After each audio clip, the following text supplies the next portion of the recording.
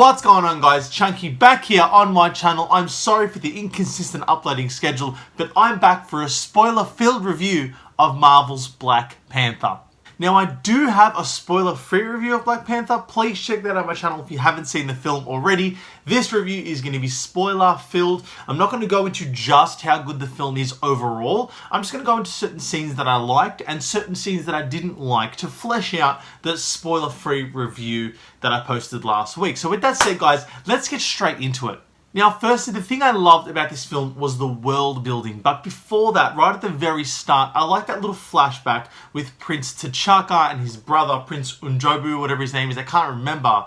But that whole setup there is nice. It adds context. However, the only issue I have with this setup is Prince T'Challa's dad, Black Panther's dad, the original Black Panther, his brother betrayed him and stole the vibranium from Wakanda to really help out the rest of the world and help out the oppressed minorities, fight the governments and stuff like that. And whether you agree with that, it's fine. However, it kind of happened and then you don't really hear about it until much later in the film. I get that. It makes total sense. I just think it's so far between that initial setup. You know, one scene at the start and one scene pretty much, you know, more than 2/3 of the way into the film. It's a long way away. So I get that, but I feel like we were retreading around when we did see it again. So it doesn't seem as powerful as it was at the start of the film. However, the introduction to Killmonger in the museum there is really good. Same as Claw. I said this in my original review, not seeing Killmonger until halfway through the movie when he does kill Claw.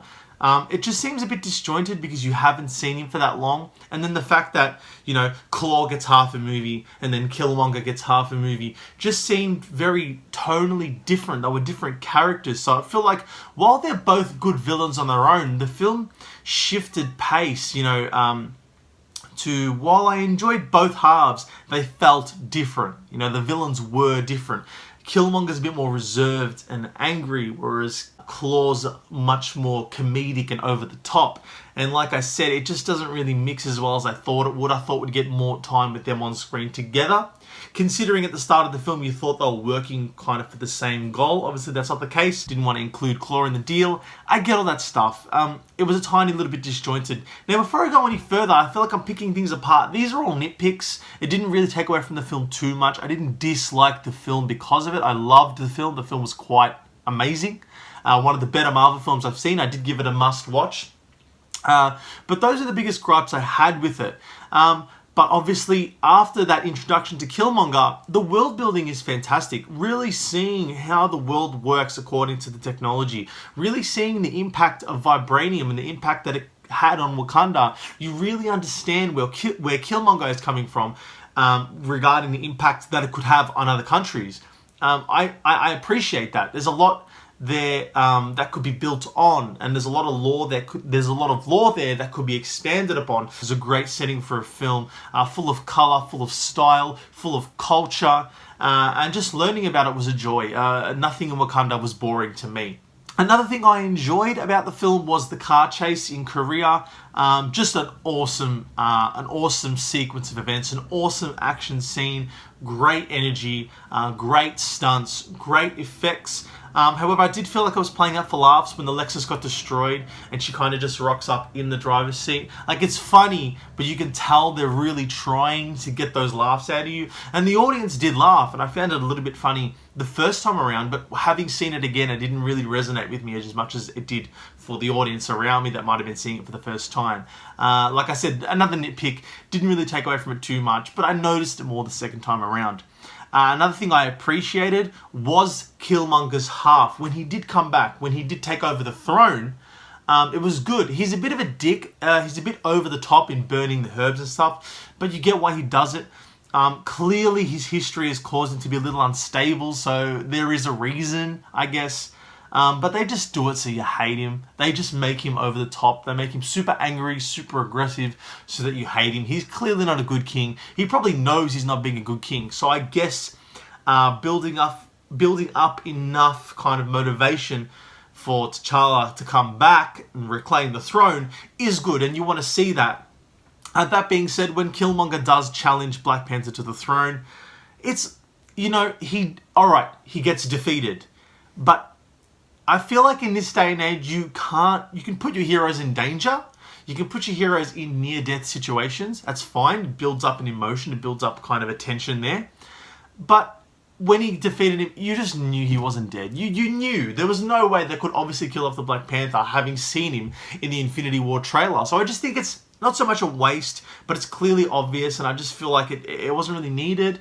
However, that scene of the film, when it brings everyone together and they're trying to bring T'Challa back, is really good. I like the actual scene when Prince T'Challa actually goes back into that like ancestral plane, all those cool colors, and when he sees his dad again, because I like the fact he just tells them they're all wrong. The way they've been going about things for the past however many years has been wrong. Like, we need to change. And that's what I appreciated about it most, because the action scenes were so good, but they handled these really emotional, powerful scenes with a lot of respect. The actual emotion is really good. The acting is really good. And the points they make about being a king, about running a country, about doing what's right instead of what's easy. It's all good. You get into it. You get soaked up by it. And I think that Chadwick Boseman's performance really helps it, because he's so reserved for half of the film that when he lets loose, it just comes off as that much more powerful, and it resonates with you, and you kind of side with him straight away, if you didn't already, about moving into the future and moving forward with Wakanda. So I agree with everything that happens then, and sharing the resources and stuff like that. But it kind of made, by doing that and agreeing to share the resources and seeing where Killmonger was coming from, it made Killmonger redundant because he died.